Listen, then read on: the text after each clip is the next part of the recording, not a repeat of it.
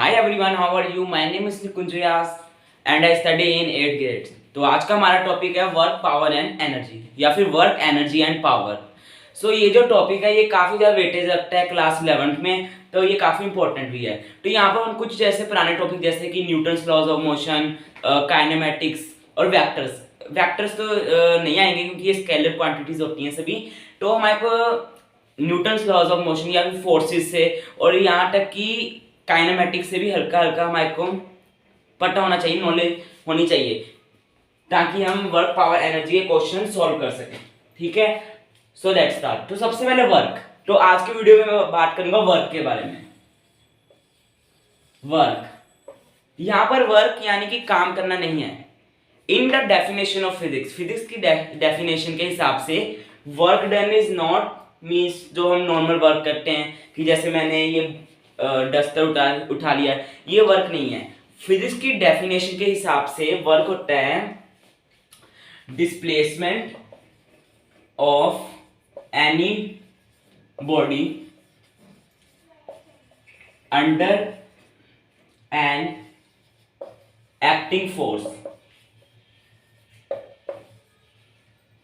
सो ये है definition work की।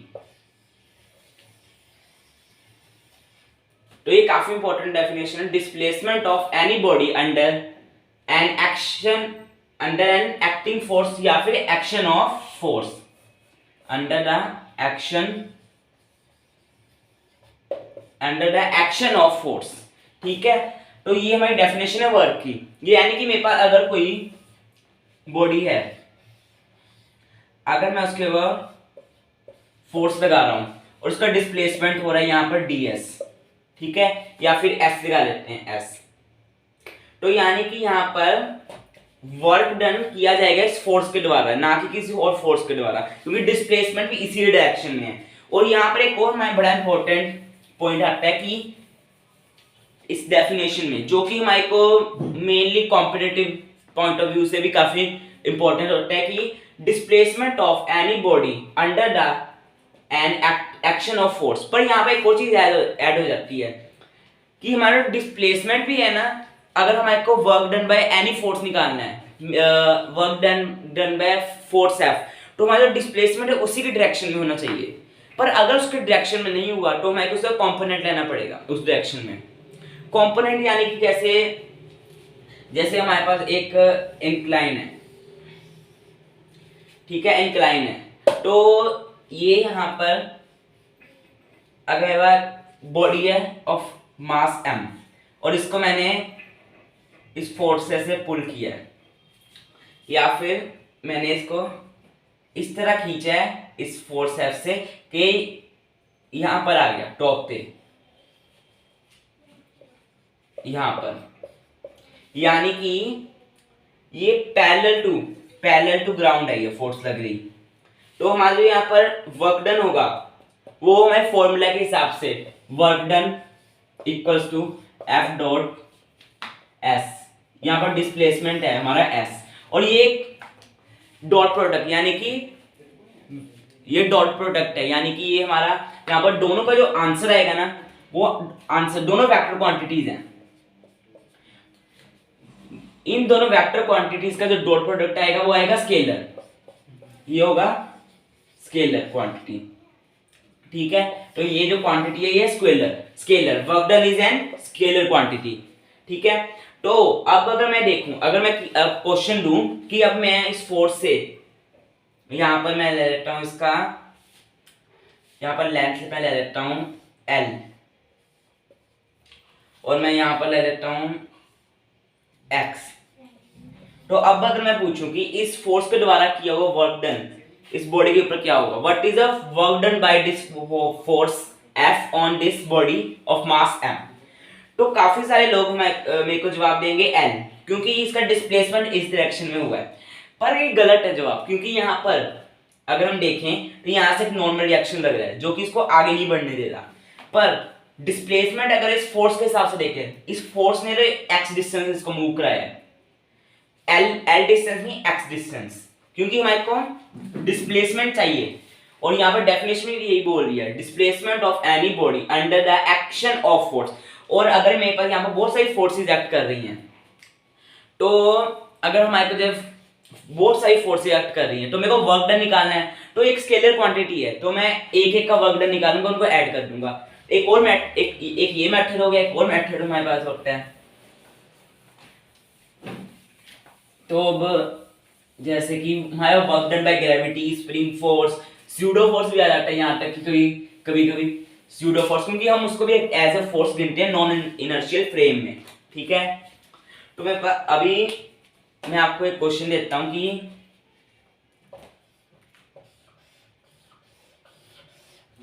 Work done by normal reaction, work done by normal reaction, जब कोई इंसान यानी कि स्टेयर्स चढ़ता है, तो यहाँ मैं इसकी लेंथ ले लेता हूं और ये हाइट h, लेंथ l।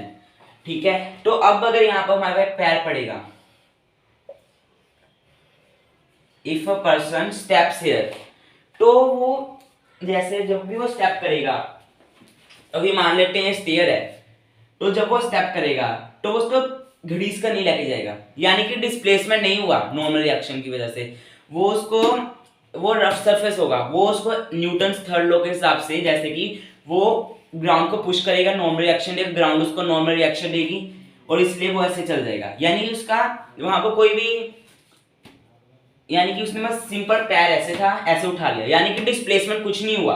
और हम वर्क डन बाय, अगर मैं इसको ऊपर ले जाऊंगा, ऑब्वियसली कोई यहाँ पर हमारा वर्क डन नहीं होगा, क्योंकि फोर्स तो यहाँ पर डिस्प्लेस कर ही नहीं रही है, तो नॉर्मल रिएक्शन का वर्क डन हमेशा जीरो होता है।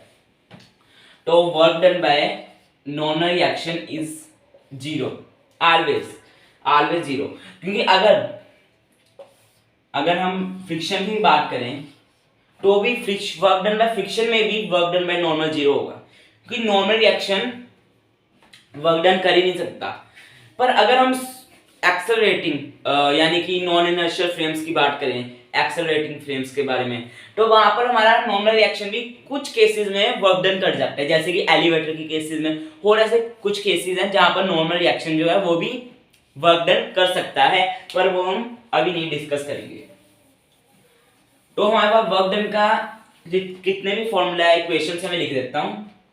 तो एक बेसिक सबसे बेस्ट फॉर्मूला, हम बल्कि उस फॉर्मूले से बाकी जो इक्वेशंस है उनको डिराइव भी कर सकते हैं वर्क डन के, जैसे कांस्टेंट फोर्स, ग्रेविटेशनल फोर्स को भी हम डिराइव कर सकते हैं। और इसी फॉर्मूला की वजह से, वर्क डन के इसी फॉर्मूले की मदद से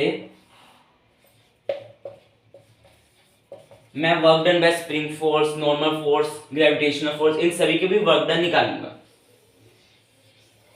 एक है F dot D R, integral F dot D R, और आगे, और ये सबसे इंपॉर्टेंट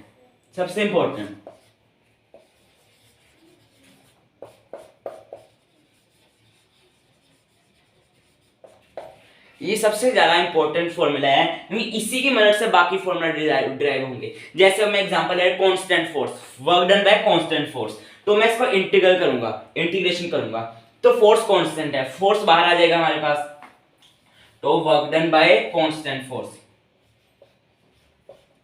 इंटीग्रल से बाहर आ जाएगा फोर्स, अंडर बचा integral of D R, integration of D R, तो डी आर का इंटीग्रेशन होता है आर। ठीक है, तो हमारा आंसर आ जाएगा एफ आर। तो ये नॉर्मल, यानी कि अगर मैं इसको यहां से एक स्मूथ सरफेस से एक फोर्स एफ की मदद से मैं इसको एक्स डिस्टेंस मूव कराया है, तो हम ये फॉर्मूला यूज करेंगे, यानी कि फोर्स कांस्टेंट हो तो हम सीधा इसको यूज कर सकते हैं, जैसे ग्रेविटी के केस में हम इसको यूज कर सकते हैं, पर हमारे को उनके बीच का एंगल देखना पड़ेगा, तभी तो डॉट है, यानी कि या फिर हम इसको लिख सकते हैं work done equals to F D cos theta, angle between force and displacement. तो ये हमारा डॉट प्रोडक्ट का सारा खेल है, तो इसी से हमने ये निकाला है एफ डी कोस थीटा। ठीक है, तो ये था मेरा आज का लेक्चर। इन दिस लेक्चर हमने डिस्कस किया है कि वर्क डन के कुछ बेसिक पॉइंट्स एंड फॉर्मूलाज को, और मैंने ये भी बताया सबसे इंपॉर्टेंट फॉर्मूला ये है F dot D R, integral F dot D are. तो आज के वीडियो में इतना ही, ठीक है, बाय, थैंक यू।